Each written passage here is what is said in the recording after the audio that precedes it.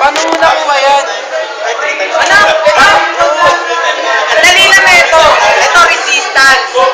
Ito, resistivity. Times length over area. Paano nagkaroon doon sa pangalawang formula? Paano nagkaroon ng volume? Kasi ito, volume, di ba? Length times width times height. Since ito length, syempre yung width tsaka yung height, alisin mo na yun, magiging square yun. Over mo na length, magiging area, bumalik na sa original formula, di ba? Ganun lang yun. Kapag minultiply mo itong length sa length, syempre magkakaroon ng length squared yan, over volume. Kaya nagkaroon ng derivation of third formula. Ulit-ulitin mo na. Ano yung dito? Dito? Ang lupit, di ba? Hoy, nakinig ka ba? Di ka talaga nakikinig, wala kang alam. Ito volume. Ayan nakuha yung volume.